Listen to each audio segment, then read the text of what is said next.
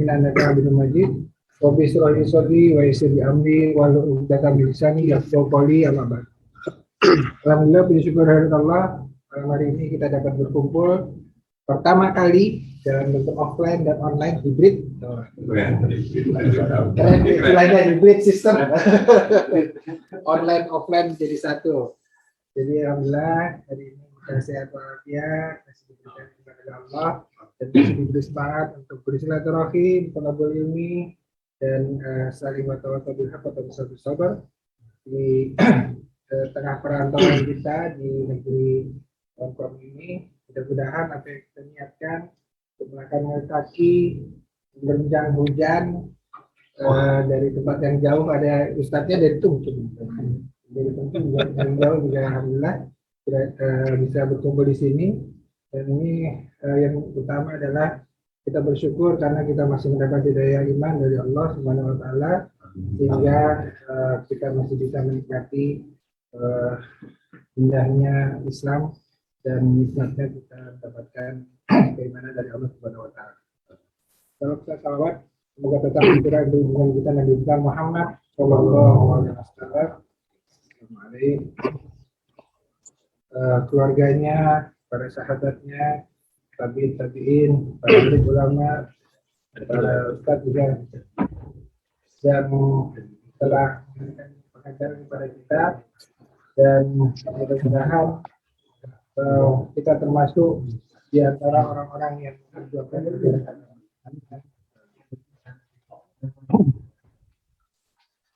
Baik, sebelum kita memulai adalah sebagaimana biasa kita buka dulu dengan sama-sama membacakan surat Al-Fatihah. Semoga surat Al-Fatihah ini bisa memberikan keberkahan bagi kita semua. Al-Fatihah.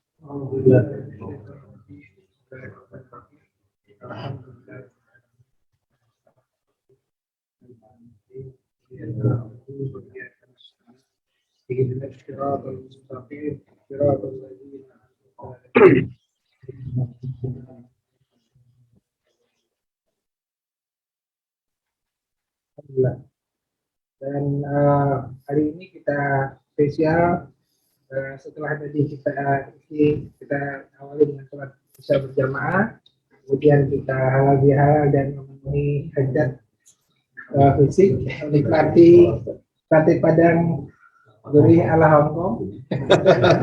Alhamdulillah. Kita sekarang masuk ke siraman rohani, diskusi sharing tausiah dari Pak Didi yang sudah menyiapkan materinya tentang apa ya? Toleransi. Oh, baca ya? Toleransi. Alhamdulillah. Toleransi dalam perspektif Islam. Demikian Pak Didi, silakan. Baik, alhamdulillah. Alhamdulillah rabbil alamin, wassalatu wassalamu ala asrofil anbiya wal mursalin sallallahu alaihi wasallam wa alihi washabihi ajmain. Alhamdulillah kita dipertemukan lagi malam ini bersama-sama. Terus terang saya tadi kayak mau menemuin pacar rasanya tadi. Jadi gemetar hati saya mau bertemu dengan, udah lama kita nggak ketemu, ada 2 tahun, ada yang 1,5 tahun gitu. Rupanya terakhir kita ketemu tuh Lebaran Idul Adha 2 tahun lalu berarti ya. Jadi udah lama sekali. Jadi alhamdulillah saya excited sekali untuk ketemu. Mudah-mudahan Allah menerima semua amal ibadah Ramadan kita, dan kita hari ini terlahir dalam keadaan bersih, dan Allah tingkatkan takwa kita. Amin ya rabbal alamin. Salam dan salam kepada Rasulullah SAW yang dengan ajarannya dan dengan perjuangan hidup, dengan semua perjuangan yang menyampaikan syariat Islam, sampailah ke lidah kita bisa mengucapkan asyhadu alla ilaha illallah wa asyhadu anna muhammadar rasulullah. Hari ini saya mau sharing sedikit, saya punya 11 halaman, 11 slide, termasuk judul, ya mau sharing sedikit mengenai toleransi. Kenapa saya mau ngangkat topik ini? Ada beberapa hal. Yang pertama, baru-baru ini mungkin Bapak baru dengar, ada kisah yang bagi saya cukup memukul perasaan. Itu yang terjadi di negara Skandinavia, dan itu cukup menyedihkan. Nanti saya share kenapa itu cukup menyedihkan, dan itu sangat-sangat menyedihkan. Kita sangat sedih dengan apa yang terjadi di Palestina yang beberapa tahun lalu sampai baru-baru ini. Kemudian lebaran Yahudi jatuhnya mirip pas di bulan Ramadan lagi. banyak saudara-saudara kita yang sangat tersisa di sana, itu udah dijajah udah hampir 50-60-an tahun.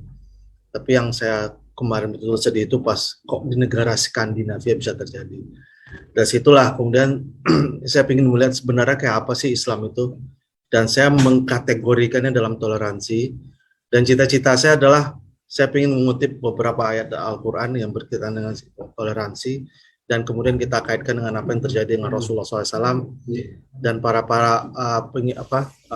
sahabat, serta apa yang pernah terjadi dengan tokoh-tokoh Islam yang mungkin kita pernah dengar, seperti Sultan Salahuddin misalnya. Baik, jadi malam ini kita mulai dengan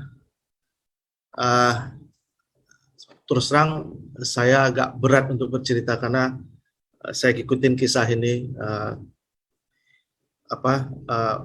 Kita alhamdulillah untuk sholat bisa kita lakukan, walaupun kemarin baru tanggal 21 April masjid dibuka baru kita bisa sholat. Tapi saudara-saudara kita yang di Masjid Al-Aqsa sana, untuk sholat saja memenuhi kebutuhan mereka, mendekat kepada Allah saja, mereka harus melewati suatu perbuatan yang luar biasa sebenarnya. Mempertaruhkan nyawa. Nah, yang bikin saya lebih kecewa ini adalah Denmark dan Swedia. Kenapa Denmark? Denmark itu sudah lebih 40 tahun, 50 tahun membuka tangannya lebar-lebar. Semua refugee dari negara-negara Islam, dari Syria, dari Yaman, kemudian dari Iran, kemudian dari Irak, kemudian Afghanistan, mereka terbuka tangan mereka. Please come to my country. Mereka kasih kesempatan hidup, mereka kasih uang, mereka kasih, udah lebih 50 tahun, 40 tahun. Mereka menjunjung tinggi apa yang mereka sebut dengan kemanusiaan. Itu orang Denmark, malah dalam undang-undang mereka sendiri. Gitu. Tapi apa yang baru terjadi kemarin ini? Mereka mulai muncul sentimen yang benci terhadap Islam. Den ini artinya orang Denmark. Ada orang Denmark, salah satu politikus Denmark itu bersama-sama membuat pembakaran Al-Quran. Jadi mereka datang sengaja bakar Al-Quran untuk menyinggung perasaan. Di Swedia itu kejadiannya. Kemudian beberapa politikus mereka sudah mulai menganti-Islamkan. Jadi kita mau usir mereka, padahal mereka udah 2 keturunan, 3 keturunan mau diusir pulang. Jadi kenapa kok seperti itu? Kenapa sampai mereka kebencian? Itulah yang kita sebut dengan mungkin bahasa yang pernah kita dengar itu adalah Islamofobia. Jadi ada kebencian terhadap Islam. Ada kemarin reporter dari Australia, dari ABC datang ke Denmark. Kenapa kok kalian seperti ini? Dulu kalian terbuka sama pendatang katanya. Apa jawabannya? You Australian, you want Muslims, we export Muslims to you. Muslim so, pokoknya kata-kata yang paling negatif. Itu orang hina, ini, apa, semua kata-kata yang negatif diserahkan buat kita. Dan kalau kalian mau bawa tuh Muslim ke Australia, jangan kalian rasakan sendiri. Seperti itu bahasa yang mereka pakai, kebencian yang luar biasa. Dan hanya dalam 1-2 generasi mereka berubah total. Israel udah 60 tahun, 70 tahun melakukan yang sama. Tapi kenapa kok negara yang baru ikut-ikutan Islamofobia? Jadi ternyata kalau kita mau melihat sedikit secara Islam, jadi sukses warga non-Muslim di bawah kekuasaan pemerintah Muslim. Yang pertama, kemudian ada beberapa misalnya di Mogul India. Di Mogul India itu, kerajaan Mogul di India itu, orang-orang Hindu yang di sana, bukan hanya mereka hidup, mereka nyaman, dan sekarang menjadi India, 80% malah ya, orang Hindunya di sana ya. Jadi dulu Mogul itu adalah kerajaan Islam, mereka yang memegang. Bukan hanya orang Hindunya ditindas, malah orang Hindunya survive, orang Hindunya maju, malah sampai sekarang men-take over. Kerajaan Umayyad, dinasti Umayyad di Spanyol. Dinasti Umayyad di Spanyol ini semua Kristen dan Yahudi itu ditanggung hidupnya. Orang Yahudi waktu itu sampai ketika orang Kristen mengambil kembali tanah Spanyol, itu orang Yahudi dan orang Kristen itu dihina dan dibunuh semua. Termasuk orang Islam kan. Orang Islam waktu itu disuruh makan babi, kemudian Dan waktu itu orang-orang Eropa, orang-orang Yahudi yang lari dari sana itu ditampung sama Ottoman. Di kerajaan Ottoman itu menampung orang Yahudi, malah ditampung mereka hidup di sana. Dan akhirnya kalau misalnya dalam Islam ada namanya Syekh Ibn Taimiyah rahimullah, itu di Yahudi itu ada namanya syekhnya mereka Moses bin Mohammed. Moses bin Mohammed ini lahirnya bukan di Israel, lahirnya mereka besarnya dia itu di kerajaan Ottoman. Jadi Ottoman itu waktu megang Islam dan Kristen dan Yahudi itu maju. Kemudian itu yang saya ceritakan tadi, Uthmaniyah atau Ottoman. Ya. Kemudian di Mesir dan Syria itu sampai sekarang masih ada yang namanya Kristen Koptik. Bapak pernah dengar nggak Kristen Koptik? Ya. Saya pernah punya teman di sini Kristen Koptik. Dulu saya pernah dialog agama sama mereka. Mereka punya Alkitab juga, Bible juga, itu pakai bahasa Arab. Ya, kalau kita baca gitu, itu Yesus itu Isa ibnullah, jadi Isa anak Allah gitu. Itu bunyi ini ya, apa? Jadi sampai sekarang orang Kristen Koptik itu udah 1400 tahun Islam berkuasa di Mesir dan di Syria, mereka tetap masih ada di sana. Jadi tidak ada yang tertindas. Jadi apa yang mau kita pelajari di sini? Di sini adalah semua kalau orang Islam yang megang suatu pemerintahan, maka non-Muslim itu hidupnya, dirinya semua dijamin. Jadi pemerintah Muslim itu menjamin kelangsungan adat dan budaya non-Muslim. Itulah hebatnya Islam. Kemudian mungkin Bapak pernah dengar apa yang disebut dengan Baitul Hikmah. Baitul Hikmah ini kayak universitas pertama di Baghdad. Semua orang waktu itu, mungkin kalau sekarang orang harus ke Harvard ya kan, atau orang ke Oxford University gitu. Kalau zaman dulu orang ke Baitul Hikmah. Itu semua orang pada datang ke sana hanya untuk belajar. Itu Baitul Hikmah itu.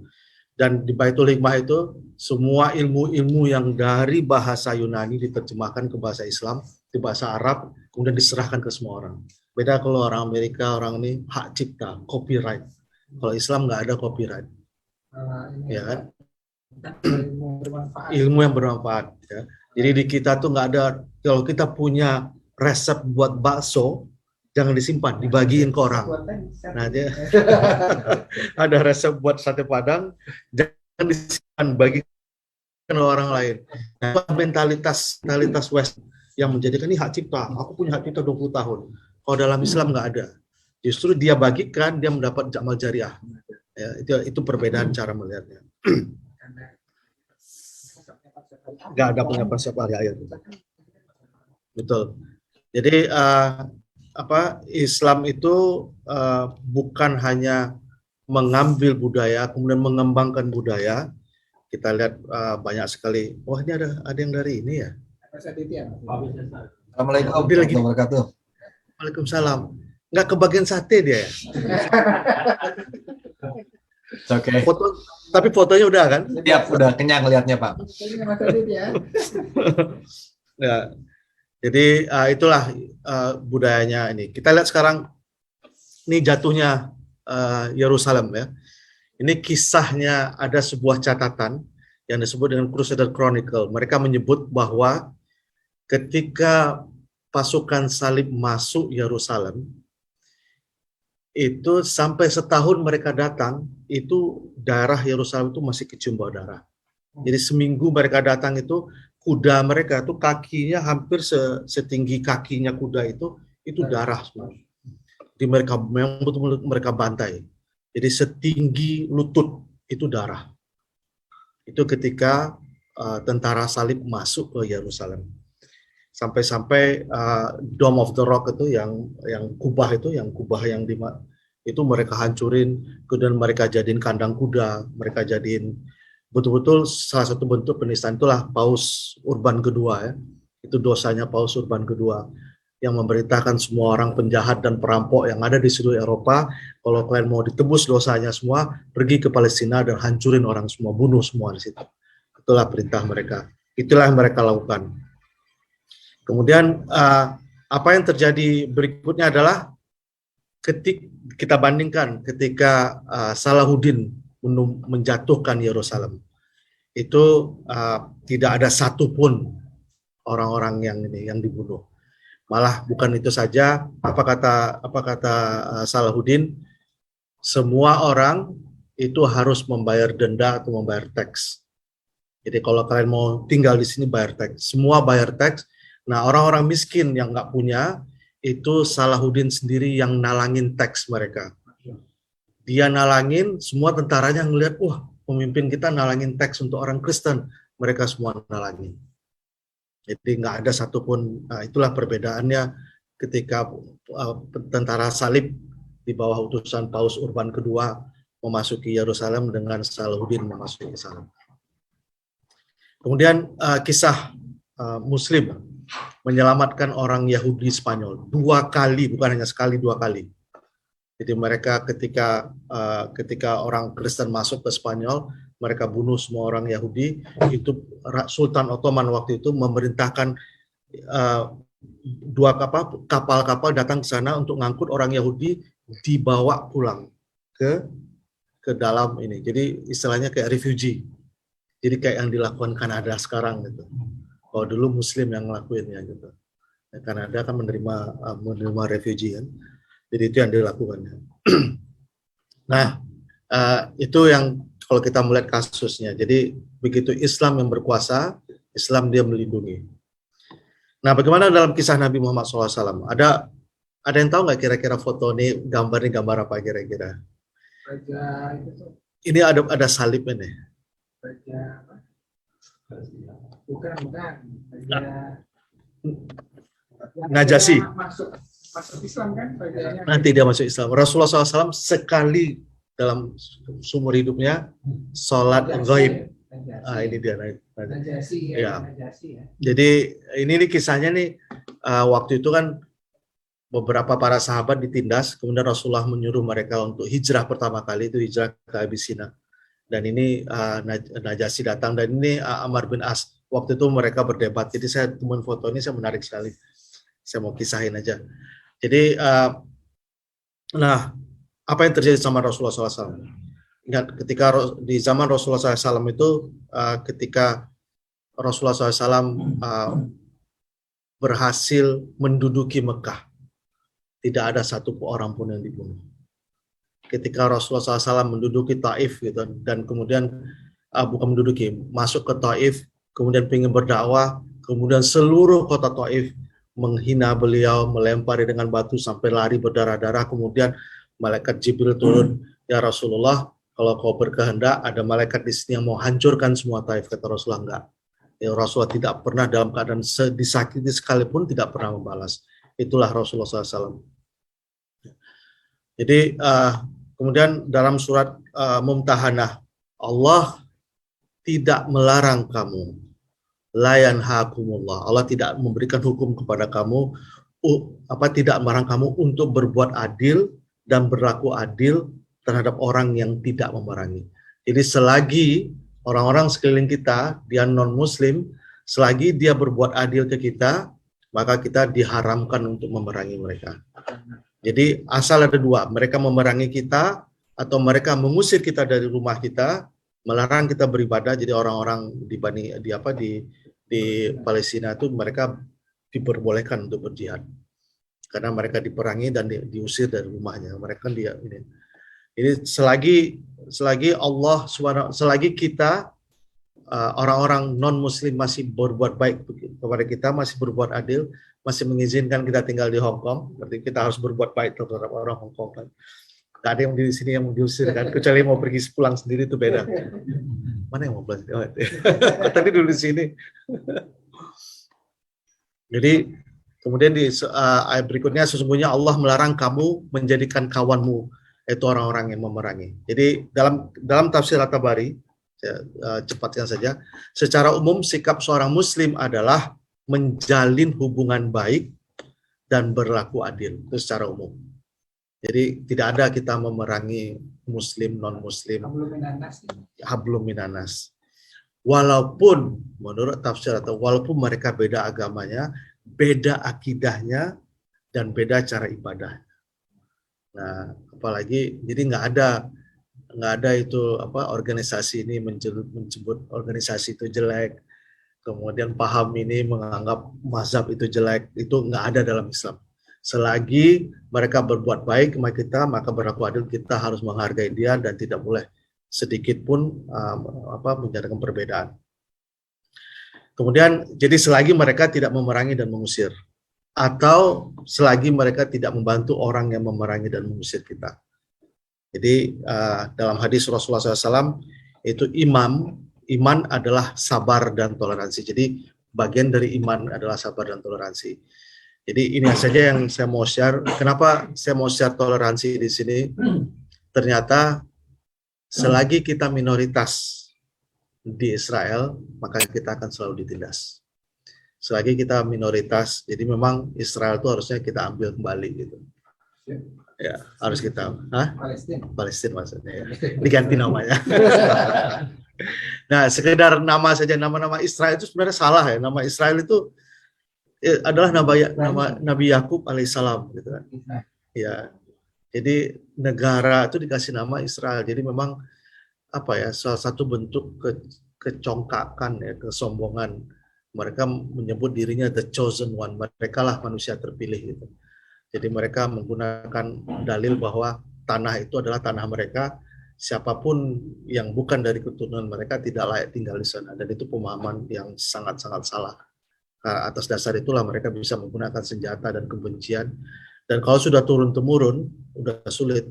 Jadi orang kalau sudah turun-temurun dibilang bahwa manusia ini adalah tidak manusia, orang Arab ini tidak manusia, orang yang tinggal di sini selagi dia bukan Yahudi, bukan manusia, atau lebih rendah dari manusia, maka paham itu akan terus ada. Itu yang akan menjadi violence. Dan solusinya walau apa solusinya. Nah, kalau saya ngelihat ya, solusinya adalah kembali ke kita gitu. Jadi ketika Rasulullah SAW menyebut nanti kalian akan dicomot dari kiri, dari depan, dari kanan, dari belakang seperti makanan. Kenapa ya Rasulullah? Apakah jumlah kami kecil? Bukan, kalian justru jumlahnya besar. Tapi selagi kita menjauh dari sunnah Rasulullah, tidak mau bersatu, dan negara Arab sekarang Dubai aja United Arab Emirates itu udah rangkul-rangkulan sama Perdana Menteri Israel ya. Arab Saudi juga begitu. Ya. Arab Saudi sampai sekarang masih mengembargo Qatar. Ya kan? Itu pesawatnya Qatar kan terbang kan nggak boleh ke atasnya tanah Arab Saudi ya. Masih sekarang masih itu kan. Mereka tetap harus mutar. Nggak boleh ya. Kapan boleh? Nah itu selagi tanah Arab belum bersatu ya susah. Memang harus dari kita untuk bersatu. Dan itu adalah salah satu bentuk cobaan. Jadi itu aja sekedar ini refleksi surat Muntahanah bahwa kita sebagaimanapun orang memperlakukan kita, selagi dia tidak memerangi kita, maka kita diwajibkan oleh Allah SWT untuk berlaku adil. Baik, itu saja mungkin untuk tidak usah berlama-lama, mudah-mudahan ini bisa men-trigger obrolan atau tanya jawab yang semakin seru insya Allah. Jazakumullah khair. Assalamualaikum warahmatullahi wabarakatuh. Ya, terima kasih Pak Diki sudah menyampaikan antara konsep toleransi. Mungkin ada yang ingin menanyakan ya, silakan. Saya mau kasih pendapat. Waalaikumsalam.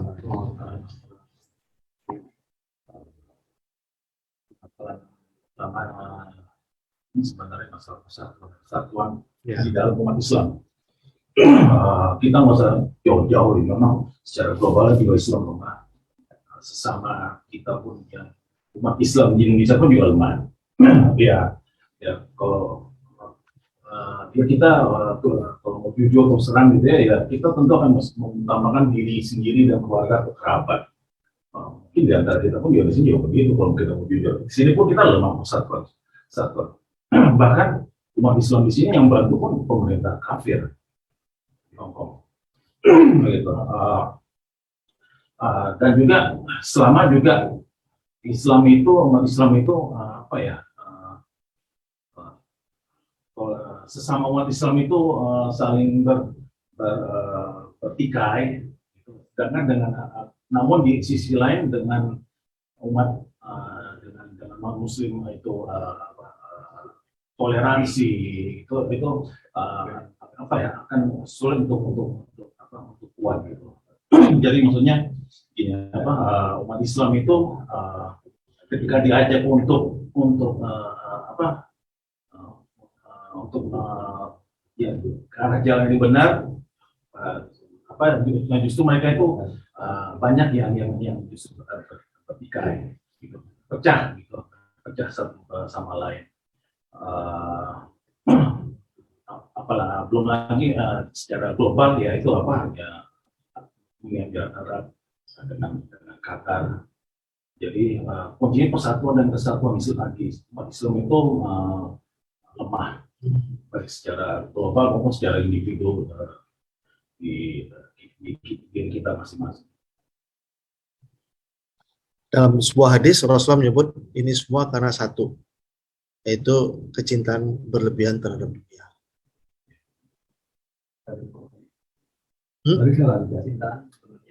Dunia. Ya. Cinta dunia, takut mati, maka salah satu cobaannya adalah pertikaian. Jadi satu doa yang tidak dikabulkan oleh Allah adalah ketika Allah minta umatnya ini dikabulkan, begitu minta supaya jangan bercerai-berai, Allah nggak kabulkan. Salah satu bentuk cobaan buat kita. Ya, itu salah satu ini. Jadi, dan yang hebatnya hadis itu dipakai semua sekte dalam Islam menyebut dirinya yang terbaik. Yang satu itu. Iya, semua menyebutnya ahli sunnah wal jamaah, yang lain sesat. Yang ini juga memakai dia semua, yang lain sesat. Untuk menyikapi itu terus gimana untuk sama Muslim yang misalnya kita tetap rukun, meski berbeda secara pemahaman. Menyikapinya. Saya dulu pernah kita bahas beberapa waktu lalu mengenai ini. Tapi ada yang saya suka selalu pakai ya, adalah ketika Rasulullah SAW diberitahu oleh Jibril, si A, si B, si C ini orang munafik. Dan Rasulullah SAW tidak boleh menyampaikan kepada siapapun. Tapi Rasulullah sampaikan kepada satu orang yang bernama siapa nama Hudzaifah bin Yaman. Rasulullah sampaikan, tadi Jibril memberitahu kepadaku, inilah orang yang munafik ABCD, disebut daftar munafik. Nah, beberapa sahabat mendengar, termasuk Umar bin Khattab. Umar bin Khattab mendengar dia, wah ada daftar orang munafik nih katanya kan. Pergilah Umar bin Khattab ke Hudzaifah. Tapi yang saya sangat terkesan adalah apa kata Umar bin Khattab. Hudzaifah, Rasulullah menyampaikan kepada engkau siapa orang daftar munafik itu? Iya. Apa pertanyaan Umar bin Khattab? Ya Hudzaifah, apakah aku termasuk di dalamnya? Subhanallah. Orang yang sudah dijanjikan Rasulullah SAW masuk surga masih takut dirinya munafik.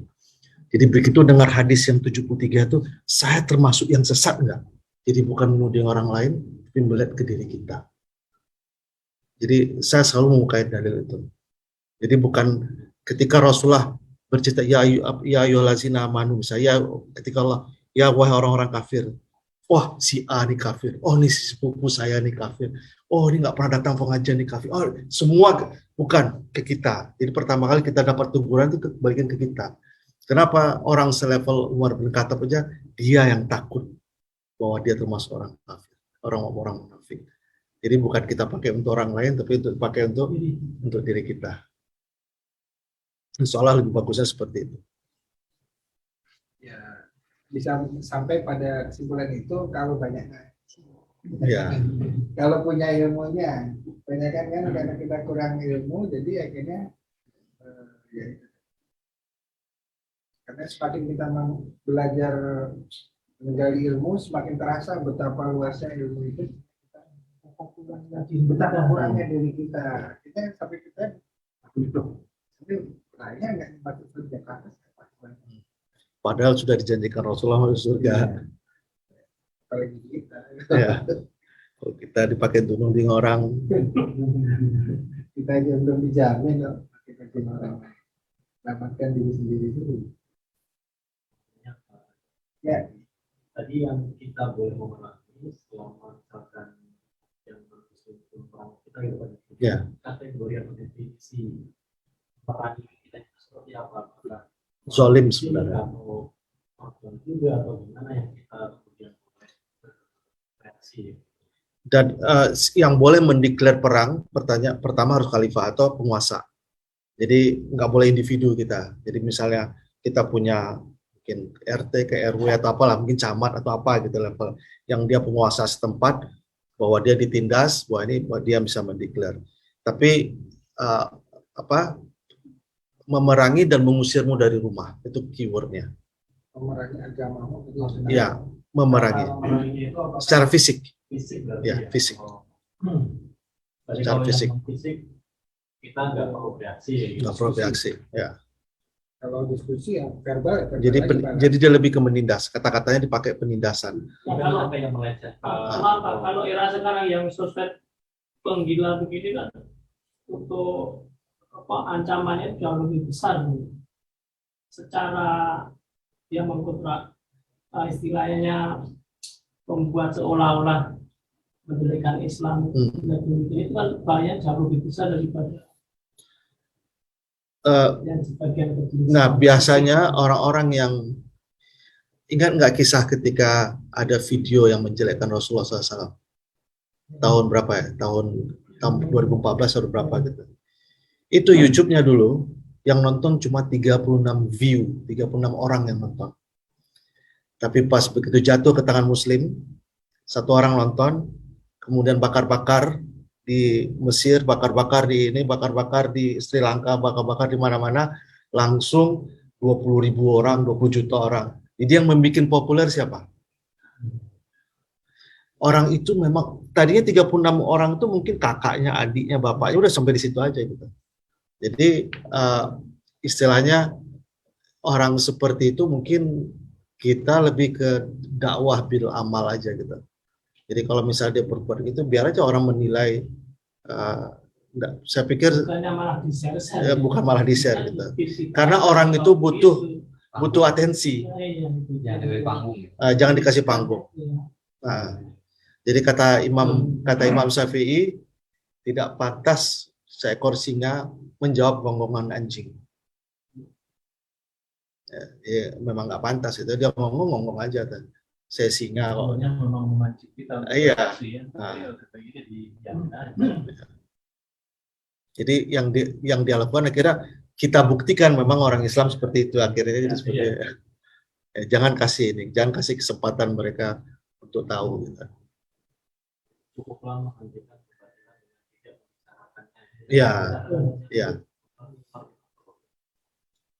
Jadi ketika Aisyah radhiyallahu anha difitnah waktu itu, kemudian beberapa sahabat misalnya seperti Abu Salamah ya, waktu itu saya lupa nama sahabatnya, ketika istri nanya, kamu dengar nggak Aisyah? Itu suaminya langsung marah. Dia bilang, menurutku Aisyah lebih mulia daripada dia. Jadi kalau dia berbuat, berarti kamu juga berbuat. Kurang lebih kata-katanya seperti itu. Jadi istilahnya gosip itu berhenti di telinga mukmin. Jadi kalau orang mukmin, gosip berhenti di telinga dia, nggak nyambung. Jangan di forward, jangan di share. Udah jelasnya. Aduh, itu Abis itu di share pasti tanya. Abis itu pas ditanya di cover, di share gini, enggak, saya cuma mau tes apa bener ceritanya. Tolong dicek gitu. Mengenai toleransi sendiri dalam lingkup HAM internasional, bahwa mereka tahu saling menghargai, tapi di agama kita kan yang bikin mereka seolah-olah tahu nih kuncinya Muslim ini sensitivitas, terutama dengan dua hal, satu figur Rasulullah, yang kedua kitab suci. Justru ini yang digoreng sama mereka untuk memancing emosi. Walaupun misalkan kan seperti sekarang yang terbaru di Sukabumi ya, ada yang juga yang menghijab Quran. Terus Yang MUI udah bilang, tolong jangan rektor ya, X-ray ya di Kalimantan juga. Tolong jangan, udah dibilang sama MUI, tolong jangan bereaksi, biar Jamin aja. ya, nanti mereka yang akan untuk Indonesia kita masih bisa meredam mungkin ya. Tapi saat internasional dengan pemahaman berbeda, akhirnya orang seolah dipancing kan bersikap anarkis lah. Gitu. Nah saat anarkis baru dipotret bahwa oh, ini radikal loh. Nah sampai sejauh mana sebenarnya HAM sendiri bisa memaknai bahwa ini hak seorang untuk membela agamanya, satu sisi ini hak seseorang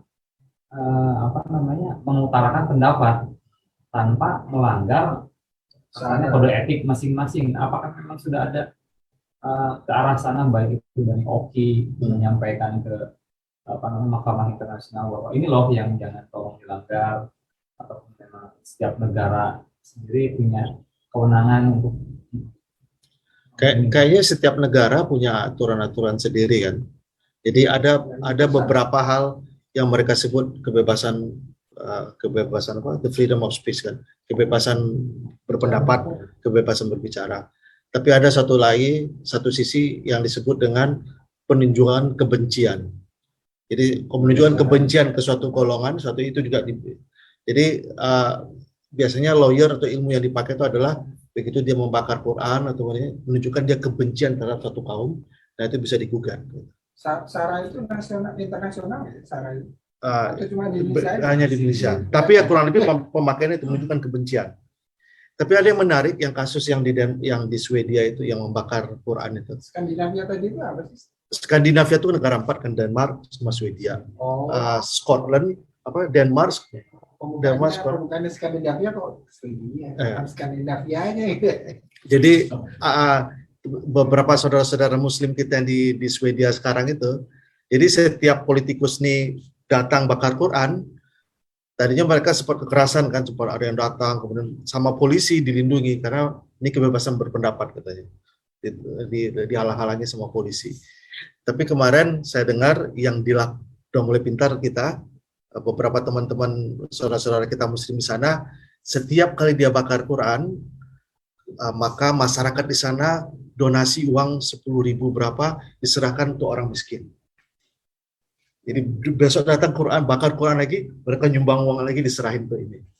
Jadi jawaban, okay, you can burn as many Quran you want, and other people will benefit from this. Jadi caranya seperti itu. Karena kalau dia inginkan itu adalah kebencian yang muncul.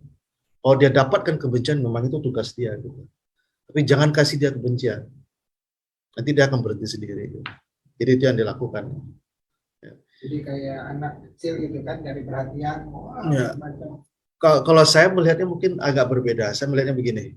Mungkin butuh baru pandangan dia, saya belum bisa mempraktekannya adalah kayak misalnya saya kasih Pak Adi uang 1 juta Hong Kong dollar. Kebetulan saya uangnya banyak. Saya kasih 1 juta Hong Kong dollar, kan? Kemudian Pak Adi bakar uang itu. Saya kebetulan sama uang banyak gitu. Apa perasaan saya ngeliat Pak Adi? Kan kasihan. Bukan saya bukan saya marah sama dia, tapi kasihan. Nah, Quran adalah anugerah Allah yang paling besar buat manusia. Dia bakar, dia yang rugi. Bukan saya yang rugi. Jadi cara memandangnya, bukan saya yang terhina. Saya kasihan, ya ampun, uang 1 juta dolar. Padahal mungkin penghasilannya Pak Adi mungkin sekarang dapatnya 1.000 misalnya. Saya kasih 1 dolar, kan besar banget buat dia. Kok dia bakar? Aduh, kasihan banget nih orang. Jadi yang muncul di hati saya itu adalah kasihan, bukan benci.